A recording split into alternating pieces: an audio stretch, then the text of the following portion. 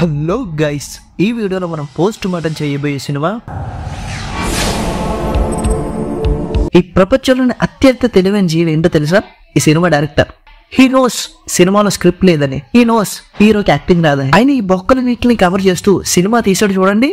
అది సూపర్. ఈ సినిమాలో hero young rebel mega power tiger Krishna Chaitanya. ఆయన యాక్టింగ్ స్కిల్స్ గురించి మాట్లాడుకోవాలంటే ఎన్ని అవార్డులు ఉన్నాయో అన్ని అవార్డులు మెయిన్ ఇంపార్టెంట్ ఆ భాస్కర్ అవార్డు కూడా ఇచ్చేయాలి. లేకపోతే సినిమా మొత్తాన్ని కూడా ఒకే ఎక్స్ప్రెషన్స్ తో నడపడం అంటే మాటలా చెప్పండి.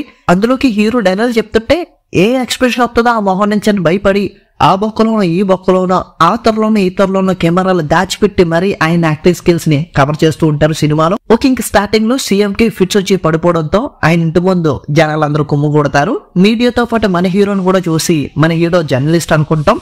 బట్ ఫైనల్ గా తెలిసింది ఏంటంటే మనోడు డాక్టర్లకే డాక్టర్. ఎంత పెద్ద డాక్టర్ అంటే రేపటికి కాన్ తీసేయాలంటే ఈ రోజుకి 2 టాబ్లెట్లు ఇస్తాడంటే పొద్దున్న కాన్ తీసేయాల్సినోడు కూడా పరిగెట్టుకెళ్ళి గోల్డ్ మెడల్ తెచ్చేస్తాడు.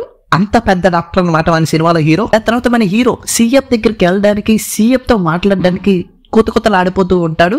దాని వెనకాల రీజన్ ఏంటా అని తెలుసుకుంటే మనోడు సీఆర్కి స్వయాన కొడుకు అనమాట. అంటే అన్అఫిషియల్ గా పెద్ద కొడుకు. దాని తర్వాత మన hero senior most intelligent doctor కాబట్టి వాళ్ళ మ్యాన్కి ఏదో తప్పు జరుగుతుంది, వాళ్ళ మ్యాన్ని కావాలని ఏదో చెయ్యబోతున్నారని తెలుసుకుంటారు.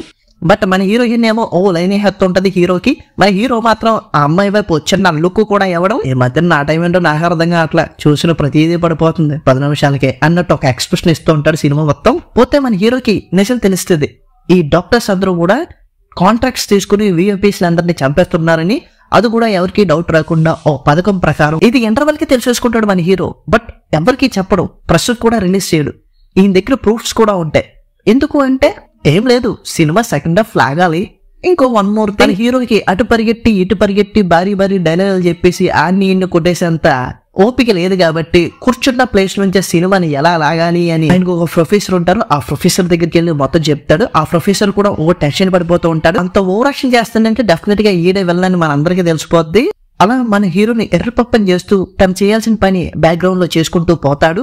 అది చూసిన తర్వాత అప్పుడే మన హీరో డాక్టర్కే క్లాసులు తీసుకునేంత ఇంటెలిజెంట్ కదా, మరి ఇటు చేత ఎంత ఎర్రపప్పు అవుతున్నాడు ఏంట్రా అనుకునే టైంలో మన హీరో ఒక బ్రిలియంట్ మాస్టర్ ప్లాన్ వేస్తాడు. యాక్చువల్లీ ఆ ప్రొఫెసర్ గాడే బొకడాగాడని మన హీరోకి ముందే తెలుసు. పోతే అది పూర్తిగా తెలియదు. దాన్ని కన్ఫర్మ్ చేసుకోవడం కోసమే ఆ బొకడాగాడితే ఇన్ని రోజులు ట్రావెల్ అవుతాడనమాట. ఈ గ్యాప్ లో ఈ బొకడాగాడే మెయిన్ విలన్ అని తెలుసుకుని ఆ బొకడాగాన్ని పట్టించడానికి ఏమేం చేయాలో హీరో ఆ పనిలో పడుతూ ఉంటాడు. అంటే ఏం లేదు, ఆ విలన్ గాడు ఒక టీం ఉంది కదా, ఆ టీంని చంపేసి ఈ డాక్టర్ మీద తోహేద్దామని హీరో ప్లాన్ వేసాడు.